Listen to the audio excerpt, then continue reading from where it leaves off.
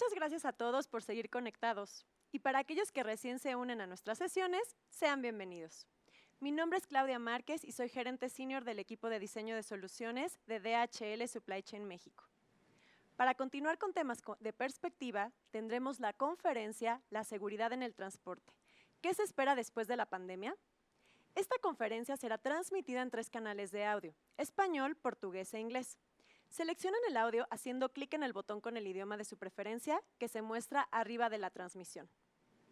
Durante la sesión también tendrán oportunidad de hacer sus preguntas a través del chat que se encuentra debajo de la transmisión. Por favor, utilicen este espacio únicamente para preguntas y coloquen la palabra pregunta para identificarla dentro de su mensaje. Para esta conferencia hemos convocado a un reconocido analista con gran trayectoria y experiencia en temas de seguridad, Alejandro Ope.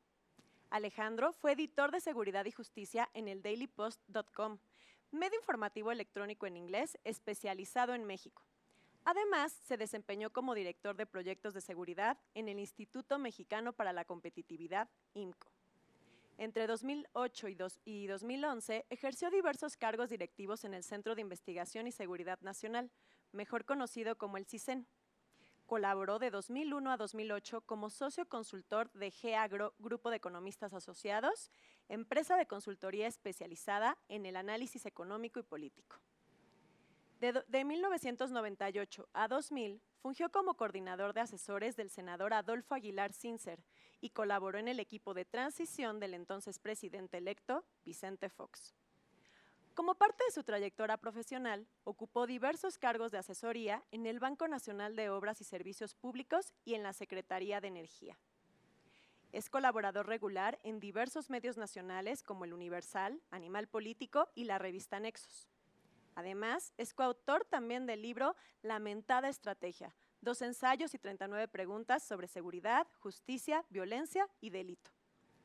Tiene una licenciatura en Ciencias Políticas de la Universidad de Pensilvania, en Estados Unidos. Alejandro, bienvenido, me da mucho gusto tenerte espacio. Muchísimas gracias, Claudia, muchísimas gracias a todos los organizadores, a DHL, a todos los que hicieron posible este foro y sobre todo muchísimas gracias a todas las personas que se están conectando vía remota para escucharnos, dándonos un poco de su tiempo, para discutir un tema que yo creo que es muy importante en el sector, ¿no? Yo creo que no hay ningún participante en el sector que no haya enfrentado en algún momento dado un problema de robo, un problema, un ataque, un problema de extorsión, incluso de secuestro. Este es un problema que yo creo que atañe a la industria completa, ¿no? Entonces yo quiero dejarles, yo voy a hacer un poco un recorrido, digamos, empezando a 30,000 pies de altura sobre el problema de la delincuencia en México, digamos, con lecciones que yo creo que son aplicables a otros países y con datos que yo creo que se replican en otros países. Lo que yo quiero es dejarles 3 mensajes. Uno, el robo a transporte, a transportista, es un fenómeno amplio, es un fenómeno generalizado, es un fenómeno que es mucho más amplio de lo que las autoridades reconocen. Segundo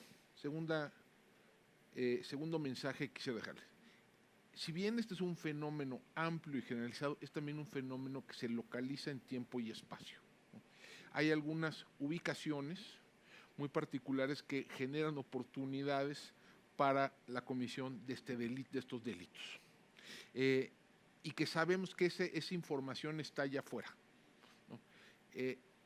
Y tercero, que dado que el fenómeno es localizado, dado que sabemos más o menos dónde sucede, dado que sabemos más o menos cuándo sucede y con qué modalidades sucede, debería ser posible gestionar los riesgos asociados a este delito y debería ser posible para la autoridad atender este delito, ¿no? Si no lo hacemos y si no se lo hace la autoridad, tenemos que hacernos la pregunta de qué está pasando, ¿no? Y con eso yo creo que voy a cerrar la presentación para abrir a una discusión amplia sobre qué es lo que está fallando, por qué no atendemos de mejor manera el fenómeno. Déjenme empezar, no, como les dije, a 30,000 pies de altura, ¿no? A ver, México, por donde le busquemos, a ver, déjenme regresarme. A ver, es que creo que, a ver, ahora sí, a ver, va de más. A ver, por donde le busquemos, México es un país con muy alta victimización. ¿Qué es lo que quiero decir victimización? Que todos en algún momento dado hemos sido víctimas de algún delito.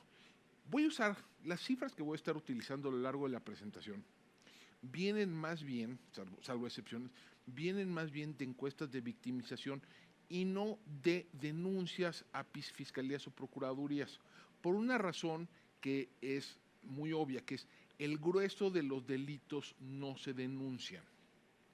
En México los delitos a las personas, 94% de estos no se denuncian. Entonces, si nada más nos quedamos con los delitos denunciados, solo estamos viendo la punta del iceberg. Entonces, lo que les voy a estar presentando son sobre todo datos de encuestas de victimización, que son encuestas que se hacen, se sale con la población y se le pregunta si fue víctima de un delito en un periodo determinado, sobre todo 12 meses previos, ¿no? Entonces, en México tenemos más o menos una tasa de victimización de 28,000 por 100,000 habitantes. ¿Qué quiere decir eso? Grosso de 100,000 que por 100,000 habitantes adultos. Eso más o menos significa que tenemos 25 millones de víctimas en este país y se cometen más o menos 33 millones de delitos. De estos solo se denuncian 2 millones. Esto más o menos se traduce en que 1 de cada 3 hogares en México tiene al menos un integrante que fue víctima de al menos un delito en los 12 meses previos. Ahora, esta realidad, digamos, por eso digo que es un fenómeno casi generalizado, ¿no? Yo creo que no hay nadie en este país y en otros países similares en América Latina que se salve, ¿no?, de haber sido en algún momento víctima de algún delito. Ahora, esta realidad atañe también a las empresas. Las empresas no se salvan de este entorno en el cual la ilegalidad y la delincuencia son parte, ¿no?, parte del paisaje, ¿no? Tomando, a ver, el INEGI, el Instituto Nacional de Estadística y Geografía, además del dato que le di previamente, viene de una encuesta que se llama la ENVIPE, Encuesta Nacional de Victimización y Percepción de la Seguridad Pública. Ahora les voy a dar otra, que viene de la Encuesta Nacional de Victimización a Empresas, que esa se realiza cada 2 años. Se iba a realizar este año, pero pandemia, ¿no? Ni modo. Pero entonces les voy a dar datos un poquito viejos, pero que yo creo que de cualquier manera reflejan la realidad. Más o menos se estima que 1 de cada 3 unidades económicas en México, 1 de cada 3, fue víctima de al menos un delito en los 12 meses previos, ¿no?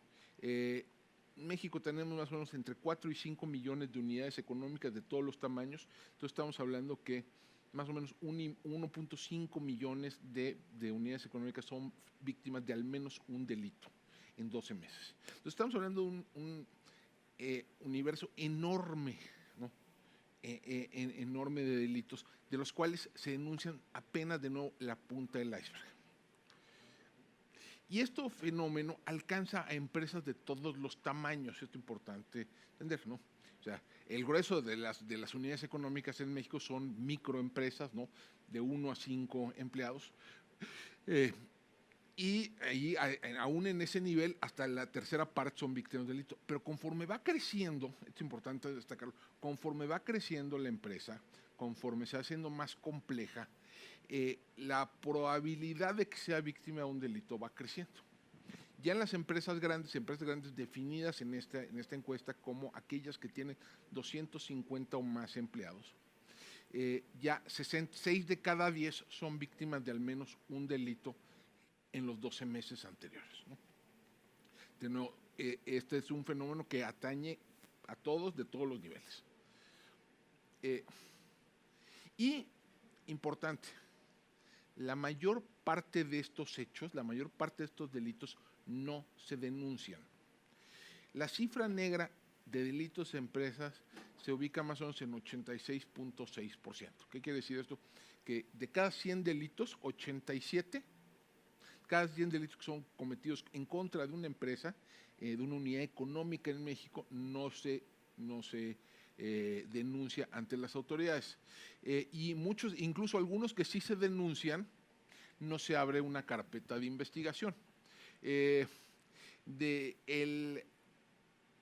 grueso de estos, y la realidad es que no se denuncia porque hay por un lado porque se pierde tiempo, dos porque hay una percepción de futilidad, porque la autoridad se percibe que no va a pasar nada, ¿no?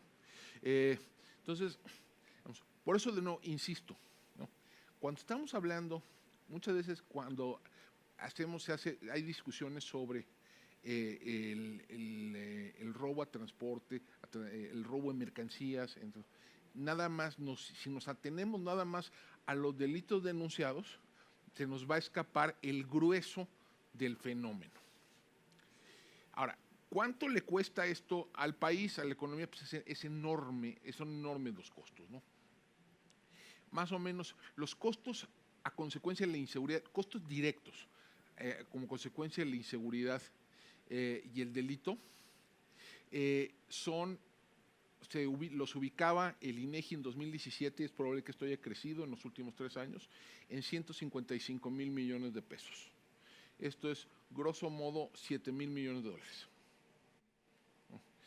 Estos son ¿y qué son costos directos? La pérdida directa del robo, de la extorsión, del acto, del vandalismo, etcétera. Y por otro lado, y la mitad es las medidas defensivas que deben de tomar las empresas, para protegerse del fenómeno delictivo.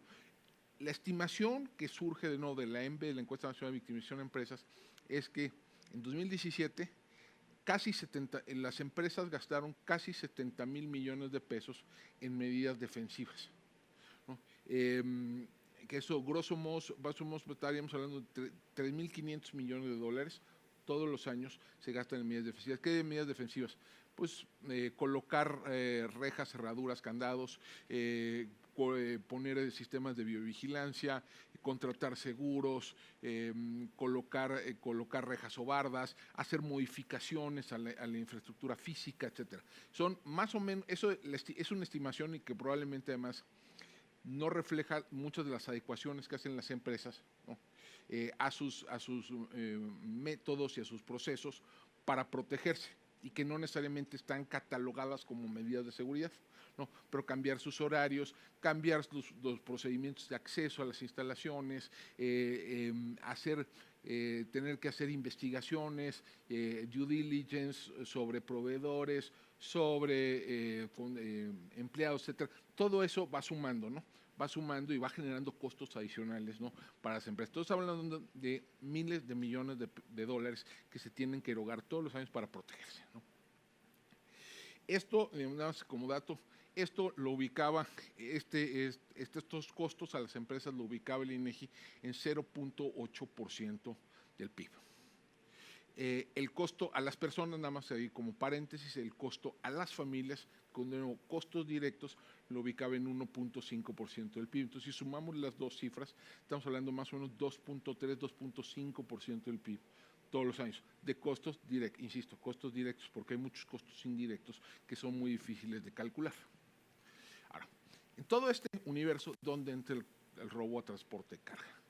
Bueno, según la Encuesta Nacional de Victimización de Empresas, era el 7º delito más común cometido en contra de las empresas y el 5º más común si se excluyen, digamos, delitos de cuello blanco, ¿no? Por ejemplo, el fraude, ¿no? Delitos donde hay alguna forma de violencia es el quinto más común. El robo de mercancía en tránsito, y además es un delito que ha venido creciendo, ¿no? En estas encuestas, si tú no lo vas siguiendo, una por una es un delito que va aumentando. La tasa lo ubicaba en el 2017 en 425 eventos de robo de mercancía en tránsito por cada 10,000 unidades económicas. Esto más o menos se traduce en lo siguiente, que más aproximadamente una de cada 23 unidades económicas, una de cada 23 empresas en México fue víctima de robo de mercancía en tránsito en el año previo. Entonces, esto es un universo enorme, enorme de víctimas, ¿no? De empresas de todos los niveles que sufren este delito, ¿no? Y que, de nuevo, alcanza a prácticamente todos los sectores de la economía nacional, ¿no? Y estoy seguro que en otros países, desgraciadamente no hay este instrumento. La EMBE solo se realiza en 3 o 4 países del mundo, o encuestas de victimización de empresas solo se realizan en 3 o 4 países del mundo, pero estoy seguro que si se realizaran se encontrarían datos similares, ¿no? Ahora, ¿qué tan frecuente es el delito? De nuevo, tomando no los datos reportados, ¿no? Porque los datos reportados sabemos que son que subestiman el fenómeno, sino lo que se levanta de las encuestas de victimización. Pues resulta que más o menos el 10%, todos los delitos, el robo de mercancía en tránsito representa el 10% de los delitos cometidos en contra de empresas en un año específico. Entonces, el dato de 2017, que es el último que tenemos, en ese año se cometieron aproximadamente 300,000 actos distintos de robo de mercancía en tránsito, 300,000. De estos, 70% no fueron denunciados a la autoridad. Es decir, solo se denunció, más o menos de esos 300,000, más o menos habrán denunciado como 80, 90,000. Y el remanente sucedió sin que la autoridad se diera cuenta. O sea, y sin que la autoridad se viera obligada a realizar, digamos, a abrir una carpeta de investigación, ¿no? Y además, insisto, si bien esto afecta a todos los sectores y afecta a todos los niveles, digamos, económicos, proporcionalmente sí afecta más a empresas grandes. De nuevo, en EMBE se pregunta cuál es el delito que más afecta a empresas de diferentes ramos y de diferentes tamaños. Entre las empresas grandes es el segundo delito más frecuente. Entre las empresas medianas, es decir, de 100 a 250 empleados, es el tercer delito más frecuente. Entonces, sí es no solo, digamos, déjenos ver, afecta a toda la economía, pero afecta además, sobre todo, y de manera particularmente grave a los sectores más modernos de la economía, a los sectores que están más integrados a cadenas de suministro, a los sectores que están más integrados a mercados internacionales. A esos son los sectores que sufren en mayor medida el robo de mercancía en tránsito, ¿no? El robo a transportista. Y déjenme de todas las actividades que realizan las empresas, transportar productos por carretera o autopistas y movilizar productos en corredores industriales son percibidos por los dueños, gerentes de unidades económicas como la actividad en la que más riesgo perciben.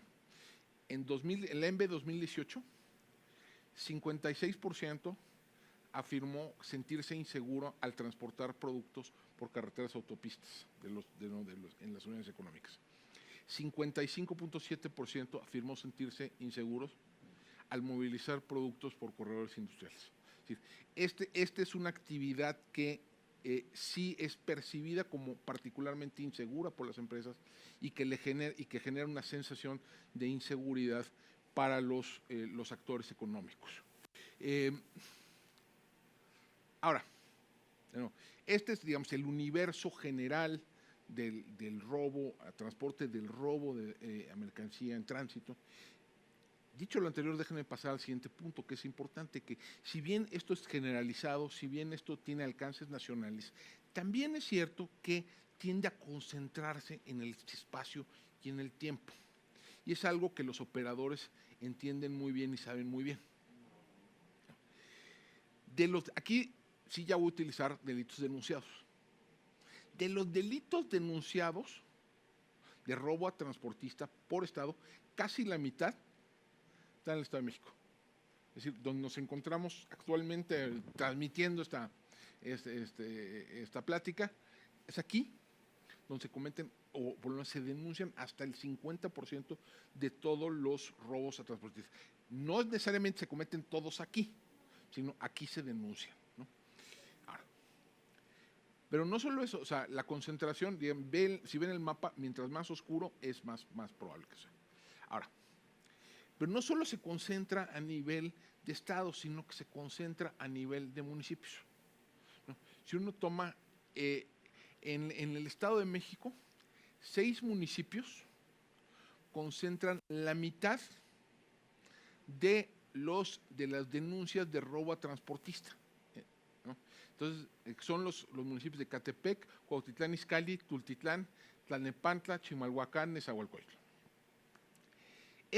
Piénsenlo de esta manera, estos 6 municipios representan 25% de las denuncias, 25% de las denuncias de robo a transportista en todo el país.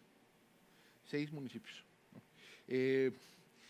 Pero incluso, digamos, la lógica de concentración llega todavía más. Si uno lo ve ya a nivel de colonias, ¿no? Resulta que no solo sucede en unos cuantos municipios de unos cuantos estados, sino que sucede en unas cuantas colonias de unos cuantos municipios de unos cuantos estados. Aquí les voy a mostrar los datos de Cuautitlán Izcalli, pero donde nos encontramos, ¿no? Creo.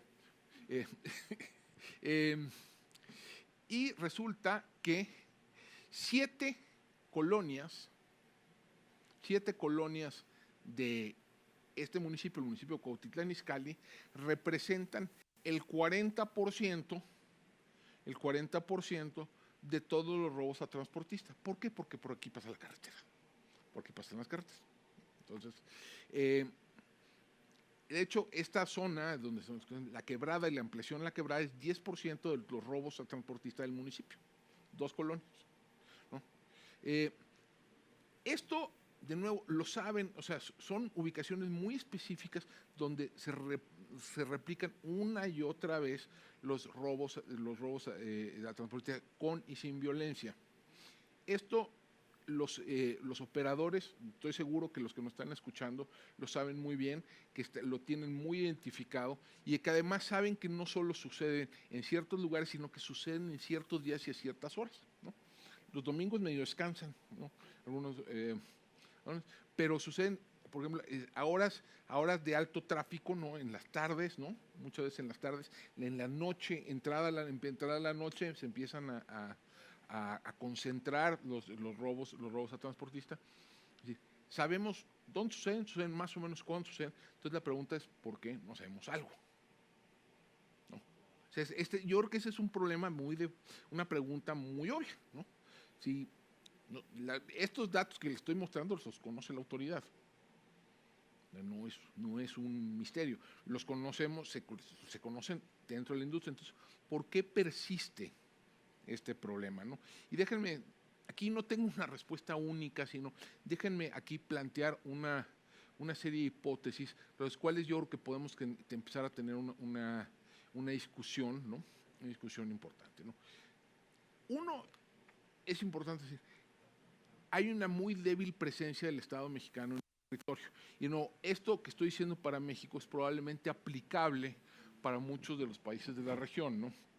Una vez un amigo colombiano me dijo una frase que me parece que es perfectamente aplicable para toda la región latinoamericana, que decimos que en Colombia hay más territorio que Estado, ¿no? Lo mismo sucede en México y lo mismo sucede en muchos otros países de la región.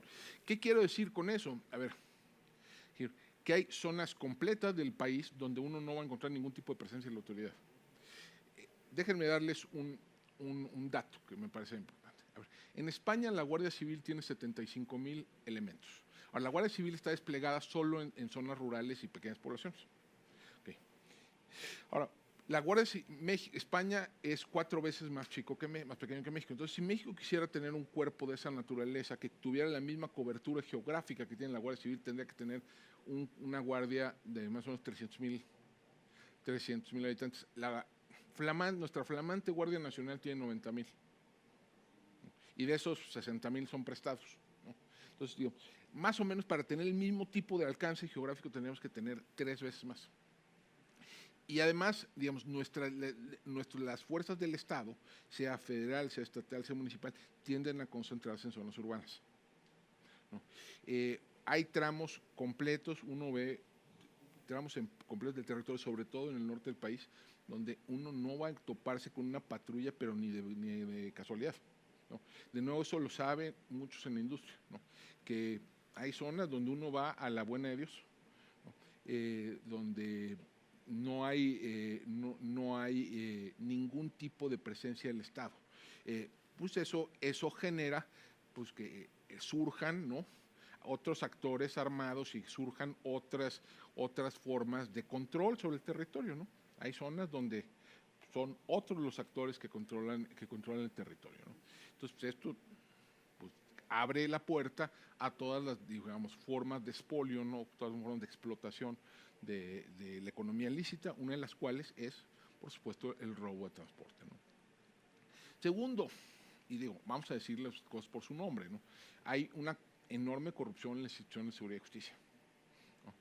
Mucho, de nuevo, insistamos en el punto, esta información que se tiene en el sector la tiene la autoridad. O sea, sabe que está sucediendo, sabe que dónde y cuándo están sucediendo algunos de estos robos, y no actúa, ¿no? Y no actúa en parte porque hay redes de complicidad y en parte porque una parte, también hay que decirlo, una parte de los robos a transportistas lo comete la propia autoridad. Una parte de los riesgos que enfrentan los transportistas viene de la propia autoridad. Hay ya ampliamente documentado cómo en algunas regiones la Policía Federal extorsionaba, o las policías estatales o las policías municipales extorsionan directamente a los transportistas, ¿no? O están en complicidad con las bandas de ladrones que se dedican a este ilícito, ¿no? En la medida en que persisten estas redes de complicidad, pues entonces persiste el ilícito. Tercer elemento que yo creo que vale la pena por lo menos poner en la mesa, que es la coordinación insuficiente de niveles de gobiernos. Una parte del robo a transportista, una parte de los ataques en contra de la industria del transporte, suceden en carreteras federales, pero suceden muchas en carreteras federales en las entradas a zonas urbanas, donde ya hay cierta, digamos, ya el Estado, los gobiernos estatales ya juegan un rol, y donde también pues suceden en municipios específicos, donde también las policías municipales podrían tener un rol específico, porque, a ver, una parte, digamos, del robo a transporte se gesta en las zonas circundantes, en las colonias que rodean a las carreteras. Bueno, allí si se interviniera, ahí quien tiene que intervenir, pues no necesariamente la autoridad federal, sino la autoridad estatal o la autoridad municipal. Y no lo hacen porque muchas veces ni siquiera se hablan entre ellos, ¿no? O la coordinación no tiene la eficacia que debería de tener para atender un delito de esta naturaleza. Cuarto punto que quisiera poner sobre la mesa, que creo que me parece importante, ¿no? Que yo creo que mucha de nuestra infraestructura carretera no se ha adaptado o es inadecuada para prevenir algunos de los ataques en contra del transporte de carga. En muchas regiones, adecuaciones relativamente menores a la infraestructura carretera, o sea, poner ciertas barreras físicas, ¿no?, con ciertas adecuaciones podría prevenirse un buen número de incidentes, ¿no? Por ejemplo, hay muchas zonas donde llegan brechas directamente a las carreteras. Eso está plenamente identificado, que donde llegan muchas brechas, ahí se abre un espacio clarísimo para la comisión de distintos tipos de delitos. ¿Por qué? Porque ahí cruzan coches, porque ahí, ¿cómo se llama?, se pueden agazapar para cuando pasan el transporte de carga, etcétera, ¿no? Entonces, ciertas adecuaciones relativamente menores a la infraestructura carretera, no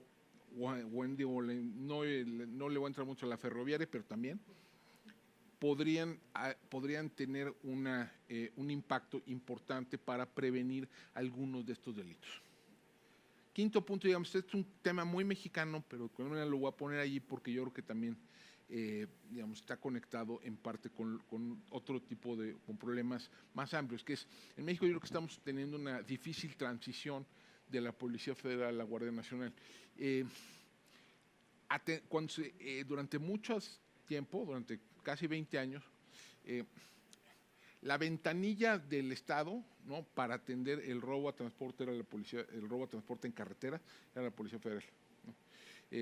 Particularmente la División de Seguridad Regional. Y antes de eso fue la Policía Federal de Caminos. con todos los problemas que ambas instituciones tuvieron, con los importantes grados de corrupción que había en ambas instituciones, pero por lo menos estaba claro quién era el responsable, ¿no? Quién era el responsable desde el Estado, y había, digamos, los responsables de seguridad de las empresas sabían a quién hablar cuando tenían un incidente. En el último año y medio hemos transitado, digamos, a una corporación ahora, digamos, de naturaleza militar, y buena parte de esta estructura, digamos, de esta estructura de vigilancia que había en las carreteras hasta la División de Seguridad Regional, una parte se perdió, una parte de estos elementos se fueron y no fueron sustituidos por nadie en específico. Y en muchas regiones no está claro quién es la ventanilla, si el que tiene que atender esto es el de la Guardia Nacional o es el del Ejército, o son los dos. O si sigue siendo la Policía Federal, porque en algunas regiones persisten los dos mandos de Policía Federal. Entonces, esto yo creo que sí está dificultando la operación de las áreas de seguridad de las empresas. Sí, o por lo menos es lo que yo he recibido en algunas conversaciones, que no saben a quién llamarte. Que no está si tienen un incidente, les robaron un tráiler en tal lado, les secuestraron a un operador, etcétera, ¿a quién le llaman? Y ya no, antes pues, le hablaban a la Policía Federal y a veces funcionaba y a veces no, pero ahora no está claro a quién. Y estos dolores de transición yo creo que van a persistir todavía por algún tiempo. Último punto que quiero dejar aquí, digamos, de no más para provocar una discusión que para dar un juicio categórico. Creo que muchos de los actores privados del sector, creo que el sector tiene muchísima información sobre dónde ocurren los ataques, dónde ocurren los incidentes, dónde son las zonas de mayor riesgo, pero muchas veces o se comparte o no se comparte esa información, o se comparte por métodos, por mecanismos que no son muy accionables, ¿no? Se van a las cámaras, van a los grupos de seguridad establecidos, van a grupos informales que están ahí, que existen, ¿no? Pero muchas veces, o sea, si yo quisiera ver en un mapa lo que le está pasando a mi competidor, pues a lo mejor es complicado, ¿no? Y al revés, tampoco yo le voy a compartir muchos de mis incidentes, ¿no? Muchos de mis datos a los competidores. Entonces, yo creo que hay mucha información allá afuera que se está perdiendo y que pudiera ser de gran valor para todos los participantes, pero no hay un mecanismo eficaz para compartir y mutualizar, digamos, esa información, ¿no? Ahora, dicho esto, ¿qué se hace? ¿Qué habría que hacer? De nuevo, insistir, tenemos un problema amplio, pero tenemos un problema amplio sobre el cual tenemos información, sabemos más o menos dónde sucede y cuándo sucede y cómo sucede. Entonces, ¿por qué no lo atendemos, no? Entonces, la explicación. Ahora, ¿qué podrían hacer? Yo creo que, por ejemplo, sí habría que pensar desde la industria, desde el sector, cómo ir mejorando la comunicación con la Guardia Nacional. Para bien o para mal llegó para quedarse, al menos durante la actual administración federal. Ese va a ser, yo creo, que el actor institucional relevante para ir atendiendo algunos de estos problemas. Entonces habría que ir construyendo, por lo menos ir estableciendo algún tipo de mesa de trabajo con la Guardia Nacional o el Ejército, que digamos que la Guardia Nacional es un poco extensión, ¿no?, natural del Ejército, para ver cómo se pueden ir confrontando algunos de estos problemas. Porque no, sin interlocución con ese actor, yo creo que va a ser muy difícil de atender el problema, ¿no? Segundo, yo sé que a lo mejor nos están viendo también gentes de áreas de relaciones con gobierno, de relaciones institucionales, que tienen, digamos, interlocución con instituciones de gobierno, y este es uno de los temas, ¿no? Yo sé que este es uno de los temas que llevan, pero muchas veces, de nuevo, esta es una percepción, ¿no? Si hay alguien que nos está escuchando y que a lo mejor nos quiere dar un poco más su visión, muchas veces se gestiona el problema o se gestionan las demandas de manera muy individual. Hay algo de presión gremial vía la Canacar y vía otros actores del sector, pero creo que se pierde, muchas veces se pierde, digamos, en esfuerzos individuales y no hay muchos, a veces no se organizan bien esfuerzos colectivos para poner presión sobre las instituciones de gobierno específicas. Una sí es el gobierno federal, digamos, la Secretaría de Seguridad y Protección Ciudadana, la Secretaría de la Defensa Nacional, etcétera, la Fiscalía General de la República, pero otras muchas son locales, ¿no?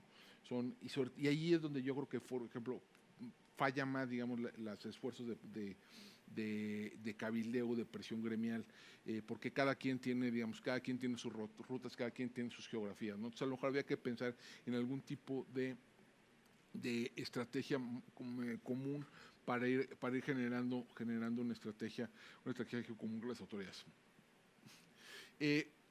Un tercer actor con el cual yo creo que habría que trabajar más de la mano es con los operadores de las carreteras, ¿no? Sé que se hace, sé que muchos en el sector trabajan de la mano con los operadores de autopistas, etcétera, tanto con los públicos como con los privados, pero yo creo que hay espacio, hay áreas de oportunidad allí para, uno, señalarles dónde están los puntos vulnerables y dos, qué tipo de adecuaciones físicas pudieran hacerse a la infraestructura carretera que hiciera más difícil la comisión de algunos de estos tipos de delitos, ¿no?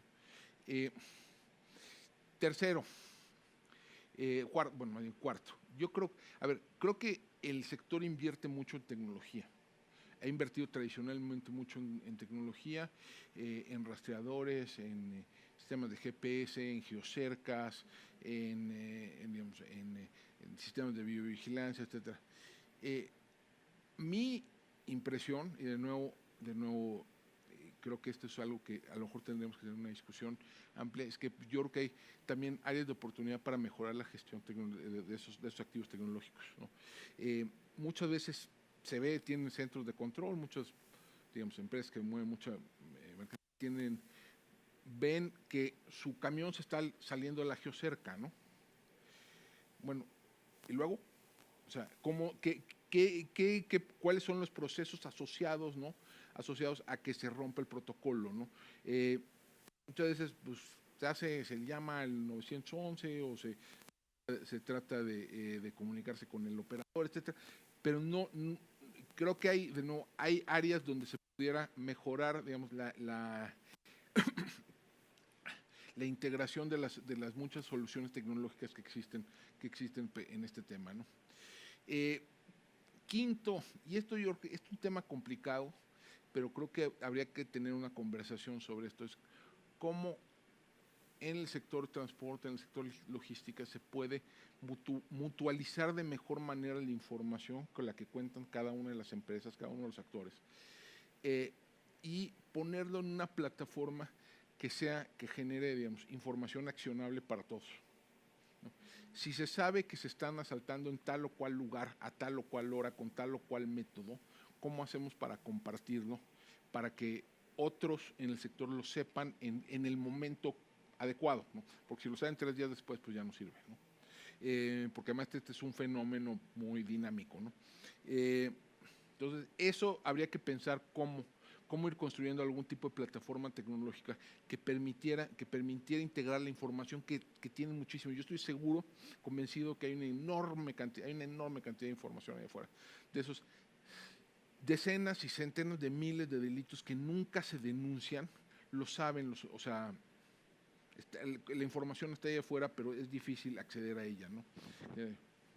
Y por último, digamos, cada uno de los operadores tiene, pues, digamos, sus propios modelos de riesgo, tiene sus protocolos, tiene sus plataformas para gestionar el riesgo, pero muchas veces, digamos, están operando, ¿no? Yo creo que a veces con información incompleta o con información insuficiente sobre los riesgos que se enfrentan, ¿no?, en el traslado de mercancía entre diferentes zonas del territorio nacional.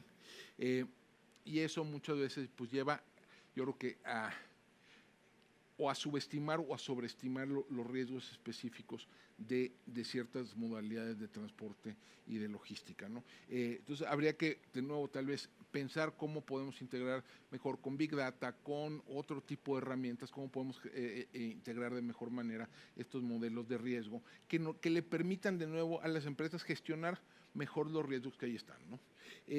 Yo con esto voy a terminar mis comentarios, nada más, ¿no?, recapitulando un poco, ¿no? A ver, no, insistamos, ¿no? Aquí estamos ante un delito que, o sea, el sector transporte, el sector logística enfrenta una enorme cantidad de delitos. Esto es un fenómeno que atañe a todos en el sector y que atañe más a los que tienen, digamos, a los sectores más modernos de la economía. Segundo, es un delito que sucede de manera que son en algún sentido predecibles, ¿no? En zonas que más o menos sabemos por dónde son, con patrones, digamos, espacio-temporales más o menos predecibles, ¿no? Entonces, tercero, y entonces eso, yo creo que abre una oportunidad muy importante para gestionar de mejor manera esos riesgos y para poner la presión debida sobre las autoridades para que atiendan ese fenómeno, ¿no? Yo con esto me detengo mi presentación y estoy abierto a cualquier pregunta, comentario o inquietud. Muchas gracias. Pues muchísimas gracias, Alejandro. De verdad, yo disfruté muchísimo tu ponencia. Gracias. Y yo creo que también nuestro auditorio, porque tenemos tantas preguntas que ya ni siquiera las puedo contar. Sí. Pasemos, si quieres, algunas de ellas.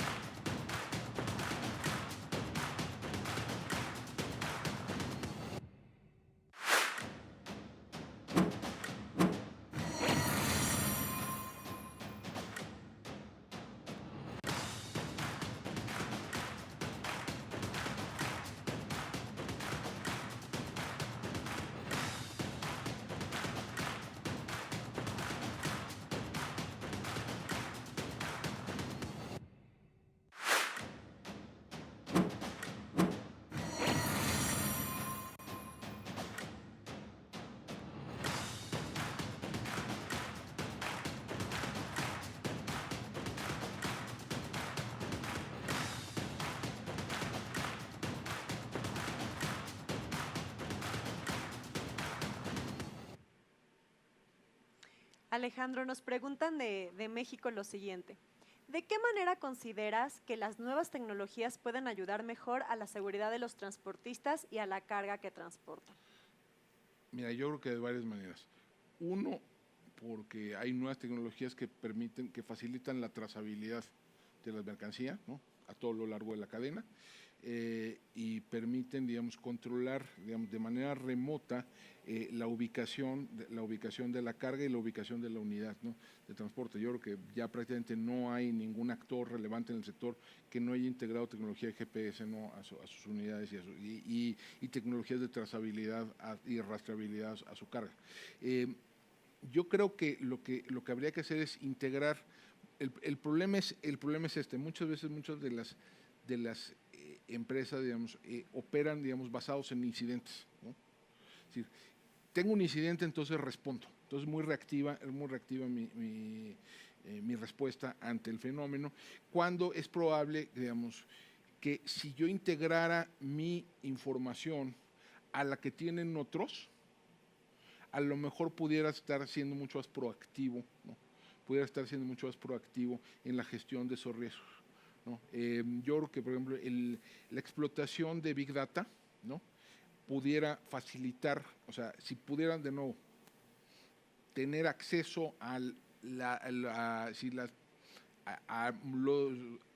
grandísima información que existe de afuera sobre incidentes, ¿no?, incidentes consumados o incidentes en grados de tentativa, y hubiera una manera de compartir esa información, yo estoy seguro que pudiéramos gestionar de mejor manera, pudiéramos utilizar de mejor manera las herramientas que ya se usan, que ya se usan, y que pudieran de ser más proactivo, ¿no? Cómo se utilizan estas herramientas, ¿no? Porque no, yo creo que no hay un transportista relevante, ¿no? Que, por ejemplo, no tenga de tecnología GPS, que no tenga geocercas, que no tengan, ¿no? Que no tengan algún tipo de rastreabilidad, ya sea por refeed o por de la carga, o tengan algún tipo, alguna herramienta que les permita saber qué está pasando con la carga de cada punto, cada uno de los eslabones de la cadena, ¿no? Muchísimas gracias, Alejandro. Sin duda, definitivamente la comunicación, el compartir, ¿no? Lo que nos está sucediendo, creo que es la mejor alianza para ir en temas de seguridad. Igual también de México nos preguntan, Alejandro, ¿consideras que las actuales regulaciones son suficientes para garantizar la seguridad de transportistas o deben mejorar? No estoy muy seguro que el problema sea regulatorio, ¿no? Yo creo que, a ver, hay ahí una discusión regulatoria a la cual no me quiero meter, sobre si los fulls o si las dobles cabinas, etcétera, son más vulnerables o no. Creo que, a ver, el problema no es tanto, o sea, no es tanto la carga regulatoria que se le impone a los transportistas, sino que la autoridad no actúa con las facultades que le otorgan esas regulaciones, ¿no? Pienso, por ejemplo, o sea, es decir, el problema no es que las modalidades en las que transporta de carga el sector, sino el problema es que la autoridad sabe dónde están asaltando y no hace nada, ¿no? Y la autoridad, y a veces no hace nada porque está en complicidad con los propios asaltantes, ¿no? Entonces yo creo, o sea, yo creo que esto no se resuelve, ¿no? Simplemente imponiéndole más cargas regulatorias, que ya se ha hablado, se ha discutido, que obligar a que todo el mundo tenga GPS, obligar a todo el mundo a tener geocerca, etcétera, etcétera, etcétera. Yo no estoy muy seguro que por ahí vaya la solución. Muchas gracias, Alejandro. De Brasil nos preguntan, ¿cómo se ve la situación de seguridad en medio de la pandemia en Brasil y en la región? Mira, de Brasil no tengo los datos muy precisos, pero déjame hablar un poquito de manera regional. Lo que ha producido la pandemia, digamos, es en la medida que la pandemia y sobre todo las medidas de contención de la pandemia han llevado a una reducción de la movilidad de las personas y de las mercancías, y a una contracción económica que a su vez, digamos, genera una reducción en ciertas formas de movilidad. Eso ha reducido ciertas formas de delito. Por ejemplo, el robo a negocio en zonas urbanas ha disminuido de manera importante. No me sorprendería que en buena parte de los países de la región también estuviera habiendo una disminución del robo a transportista porque hay menos unidades circulando, ¿no? Solo por ese efecto. Yo creo que además, el efecto se ve más grande de lo que es en las cifras oficiales por un segundo efecto, que es que por el temor al contagio, mucha gente no está denunciando. De por sí no mucha gente no denuncia. Añádele el temor al contagio, sí, y la gente denuncia todavía menos. O sea, con una pandemia, pues francamente no me quiero ir a meter 3 o 4 horas a una agencia del Ministerio Público a presentar una denuncia. Entonces yo creo que ahí hay un doble efecto, que están bajando los delitos y están bajando también las denuncias. Ahora, esto se va a acabar normalizando en la medida, digamos, se vaya recuperando la actividad económica y en la medida en que se vayan relajando las medidas de contención de la pandemia. Esto, desgraciadamente, los estados latinoamericanos no aprovecharon la emergencia para ir fortaleciendo su capacidad de control territorial, ¿no? Por lo menos, ciertamente es el caso mexicano, pero tampoco me sorprendería que fue el caso en Brasil. Muchísimas gracias, Alejandro. Ahorita vamos a aprovechar que tienes tanto conocimiento estadístico en esta área de seguridad y nos preguntan, ¿conoces la tasa de robos en la industria de consumo? No, a ver, déjame ponerte, es difícil, a ver, no, porque no hay estadística oficial que haga ese desglose. Okay. Que ese desglose, Si uno lo ve en la encuesta nacional de victimización de empresas, sí hay un desglose, digamos, por gran sector de actividad, pero es básicamente sector primario, secundario y servicios, ¿no? Entonces, en subsectores es difícil, no hay ningún dato oficial. No me sorprendería que en la industria, digamos, de bienes de consumo fuera relativamente más amplia, ¿no? ¿Por qué? Porque son bienes que tienen, donde hay mercados de bienes robados bien establecidos y donde es relativamente fácil mover la mercancía robada. A mí me hablaban, digamos, una empresa grande de industria de consumo hace algunos años, me decían que, por ejemplo, el papel de baño se roba muchísimo. Muy fácil de manejar. El alcohol se lo roban mucho. Los cigarros, por ejemplo, son donde hay mercados ilícitos relativamente grandes y donde es relativamente fácil mover la mercancía. Ahí yo creo que es más alta la incidencia de este delito. Muchas gracias, Alejandro. De México nos preguntan, ¿cómo podemos ayudar a que el trabajo como transportista sea mucho más seguro? A ver, uno, adoptando protocolos, ¿no? Protocolo de seguridad, muchos ya lo hacen. Adoptando o revisando el protocolo de seguridad. Dos, denunciando cuando se pueda. O sea, yo entiendo que muchas veces es complejo, ¿no? Y muchas veces pone en riesgo, ¿no?, al operador hacer una denuncia, ¿no? Sobre todo en zonas donde hay mucha presencia de delincuencia organizada, no es cualquier cosa hacer una denuncia, ¿no? Pero sí, digamos, no permitan que la autoridad se salga con la tangente de decir, es que a mí no me denuncian, ¿no? Tercero, compartiendo, yo creo que uno, gestionando y compartiendo la información con otros, ¿no? Vía órganos gremiales, vía grupos informales, vía, digamos, plataformas tecnológicas que se puedan construir para esto. Yo creo que en la medida en que cada actor del sector de la industria pueda compartir la información que tiene con sus pares, incluso con sus competidores, y que esto, digamos, que se pueda ir mutualizando esta información, yo creo que todos pueden ir tomando mejores decisiones, todos sí pueden ir gestionando mejor el riesgo, ¿no?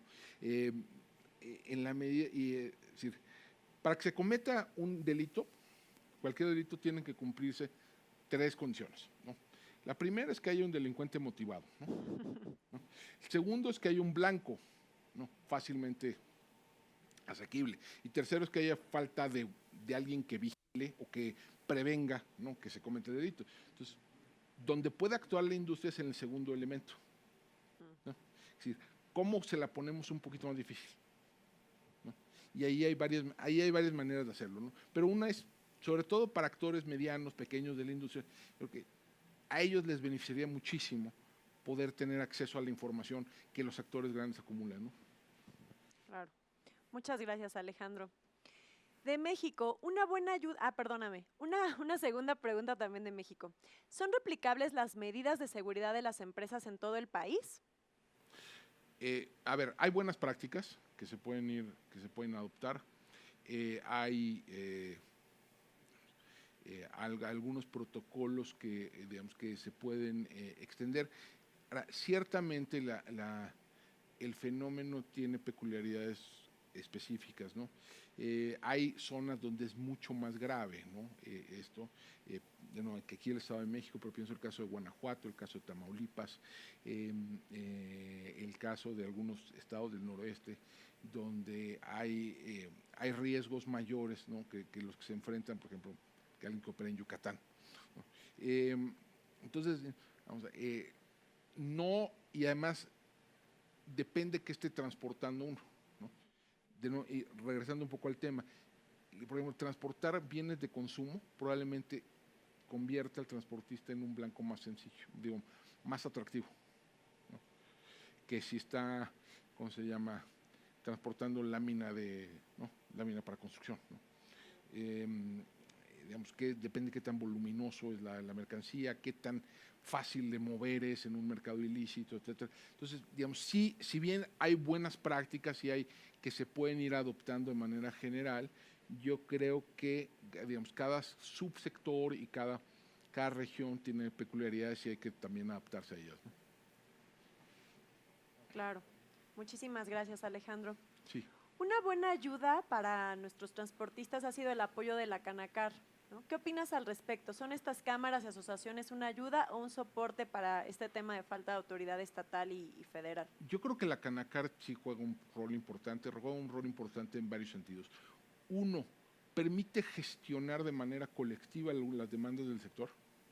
Digamos que yo creo que con mayor eficacia de lo que podría hacer cualquier empresa en lo individual, ¿no? Entonces es posible llevar la voz del sector ante las autoridades con una eficacia mayor. Y segundo, es ya hoy, por ejemplo, una plataforma donde se pueden compartir mejores prácticas, donde se pueden compartir donde se puede compartir información, ¿no? Y digamos, todo esto lo que esta discusión que planteé, ¿no?, en la plática de cómo podemos mutualizar la información, cómo podemos compartirla de mejor manera, de manera segura. Yo creo que ahí las cámaras como la Canacar y como otros organismos gremiales, e incluso como algunos grupos informales, ¿no?, que existen, son claves, ¿no? Yo creo que todos estos esfuerzos, digamos, de acción colectiva, yo creo que hay que aplaudirlos, ¿no? Claro.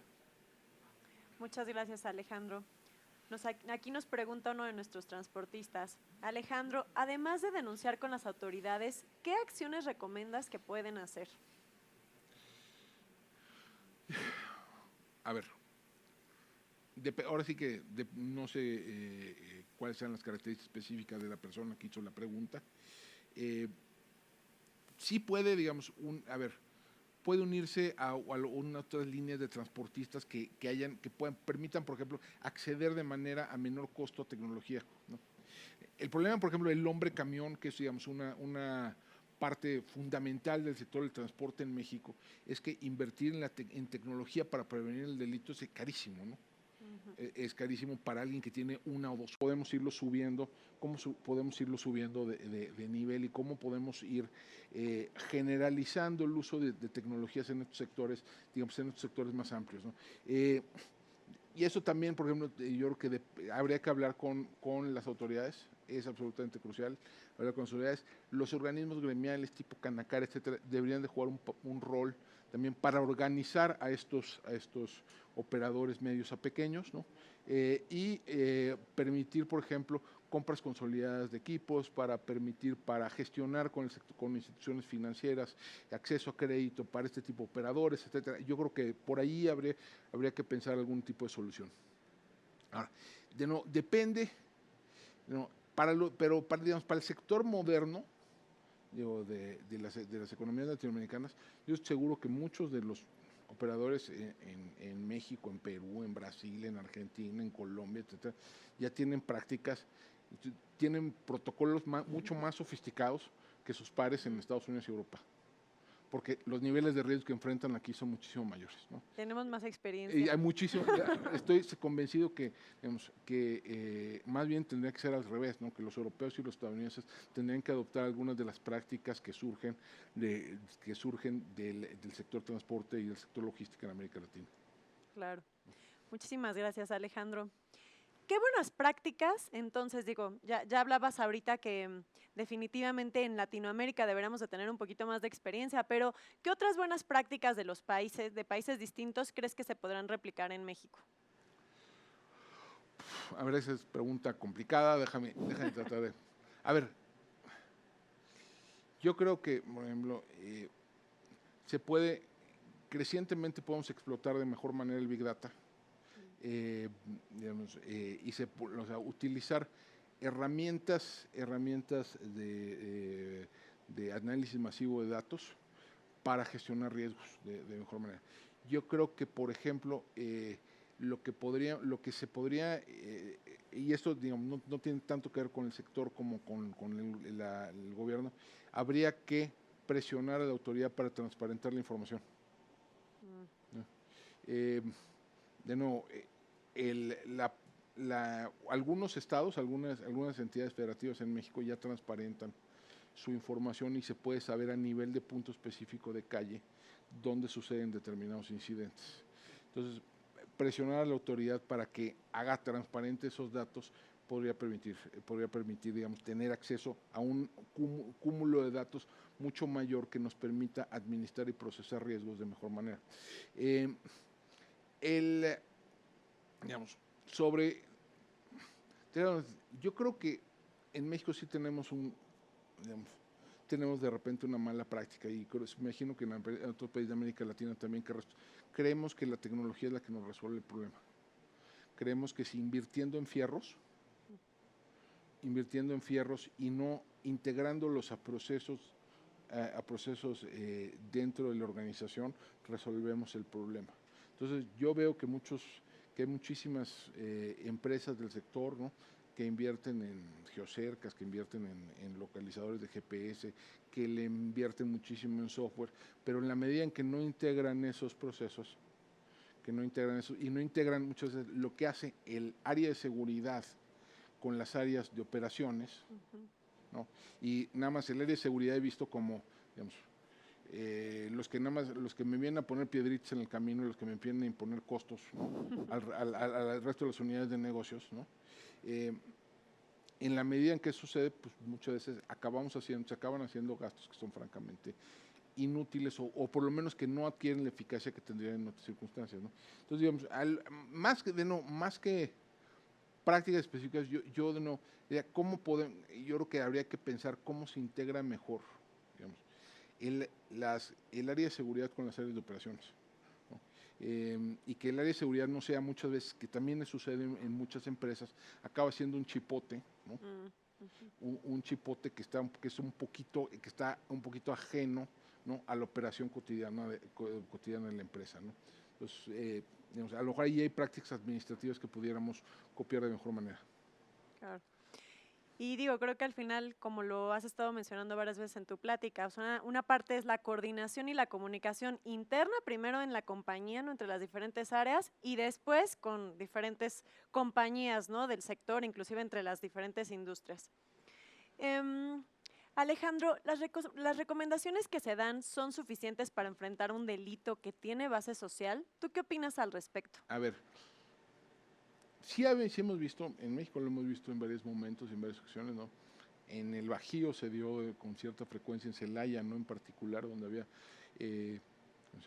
un saqueo masivo de trenes de carga, ¿no?, o saqueos masivos de trailers, ¿no?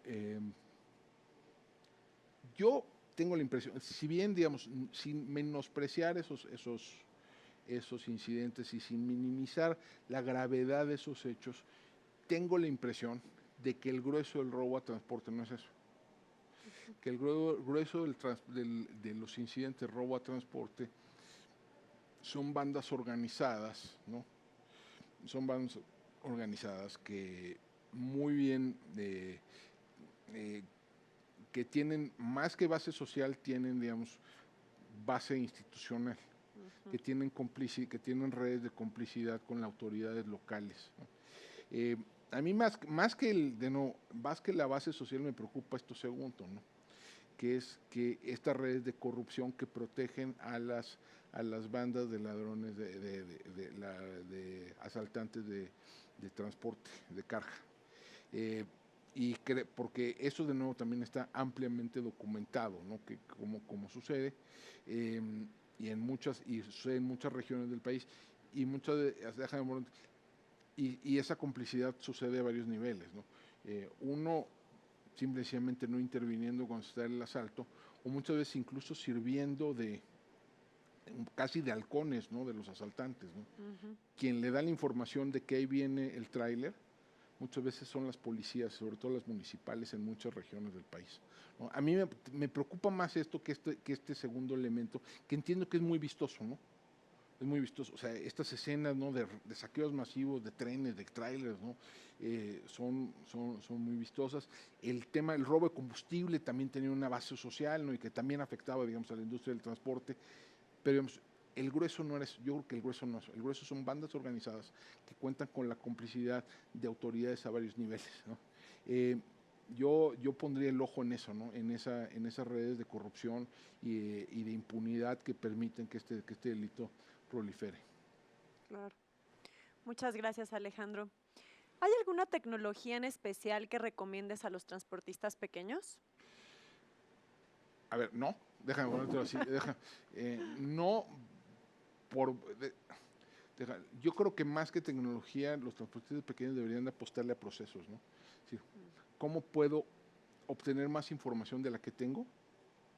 ¿Y cómo puedo adaptar mi operación para minimizar los riesgos que enfrento? Entonces, ahí más bien es,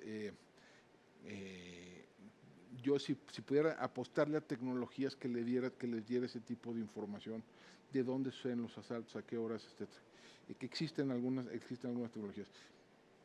Y además de eso, pues, ¿por qué no? Y muchos de ellos probablemente ya tengan rastreador de GPS, muchos de ellos ya tengan, digamos, tecnologías o herramientas que les permitan trazabilidad de la mercancía, pero invertirle más en eso yo creo que no los va a proteger mucho, porque digamos, para ellos va a ser extraordinariamente costoso.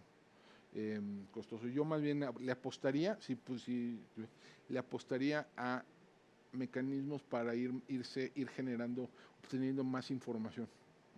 La ventaja que tienen los grandes versus los chicos, la gran ventaja es que tienen mi impresión es que tienen más información de dónde suceden los incidentes, cómo suceden y a qué hora suceden.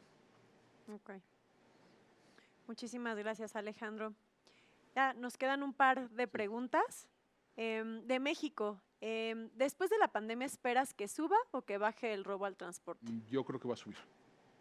Yo creo que va a subir por las mismas razones por las que bajó. Es decir, la pandemia lo que hizo es doble, ¿no? Uno, redujo la movilidad por las medidas que toma la autoridad y por las medidas que toma la sociedad para protegerse del contagio. Entonces, se reduce la actividad económica.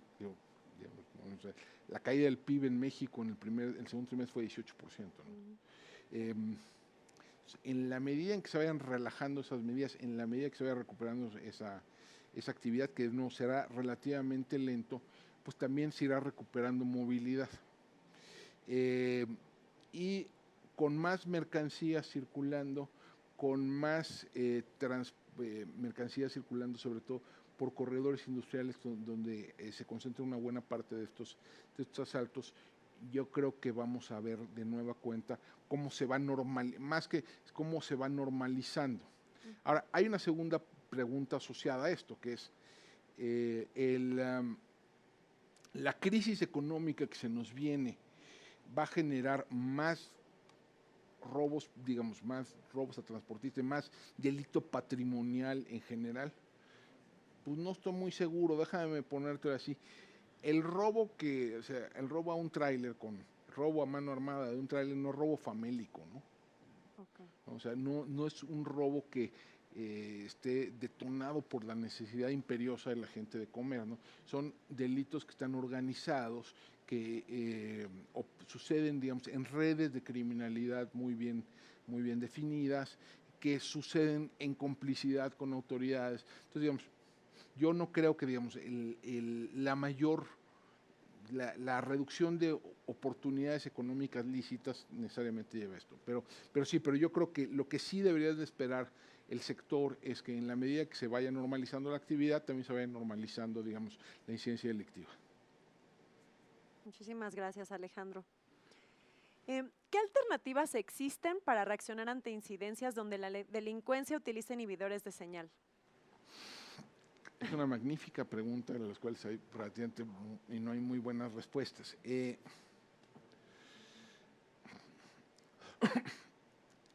A ver, yo creo que allí habría que la información de dónde operan estas bandas que utilizan inhibidores de señal o bloqueadores de señal, es una información que existe en el sector, ¿no? Y que muchos operadores la tienen y que saben más o menos por dónde. Entonces, en la medida en que esto se pueda, digamos, compartir, a lo mejor se pueden gestionar mejor, o sea, tratar de evitar ciertas carreteras a ciertas horas con ciertos tipos de productos.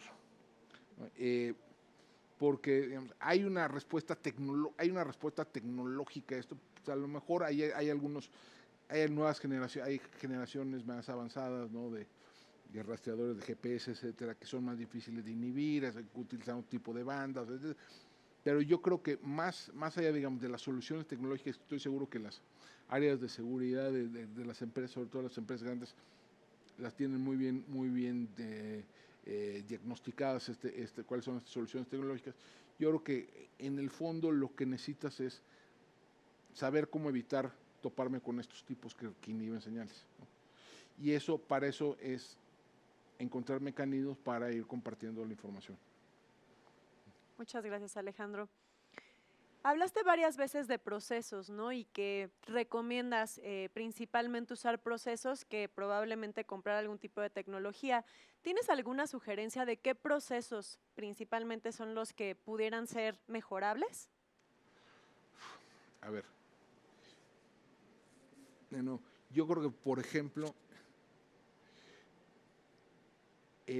no hay muchas veces, no se habla en las áreas de seguridad y las áreas de operaciones, salvo cuando sucede un incidente.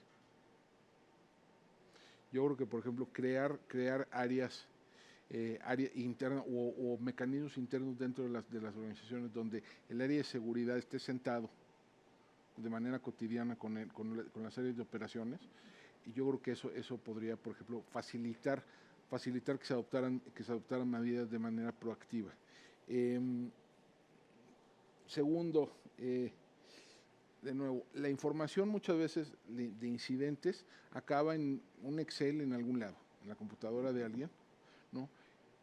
Y no se integra muchas veces a las bases de datos, digamos, y a los procesos de toma de decisión de la institución. Entonces, yo creo que habría, cómo mecanismos que permitan gestionar mejor, digamos, la información que está saliendo de los operadores en campo, ¿no? ¿Dónde me intentaron asaltar? ¿Cómo me intentaron asaltar? Hay algunas organizaciones que lo tienen, que tienen unas bases de datos espectaculares, ¿no? Espectaculares, otras no tanto, ¿no? Yo creo que ahí, por ejemplo, yo invertiría más en tecnologías de la información y en modelos, digamos, de procesamiento de datos que necesariamente en tecnologías, ¿no? Que muchas tecnologías, ¿no? Muchas gracias, Alejandro. Siempre es interesante para nuestro sector tener un panorama amplio y claro sobre los riesgos que enfrentamos diariamente. Y qué mejor tenerlo de la mano de uno de los especialistas más renombrados del país. Definitiva, un honor tenerte con nosotros el día de hoy. Muchísimas gracias, un placer. Agradezco a todos los que nos acompañaron y les recuerdo que pueden compartir sus experiencias en redes sociales haciendo uso del hashtag DHLTF2020. A las 3 p.m. hora del Centro de México, los esperamos en nuestro panel de tecnologías de seguridad en el transporte para seguir discutiendo este tema. Esta conferencia estará también disponible en español, inglés, etcétera, y también lo podrán ver en nuestro sitio web que ahora aparece en su pantalla.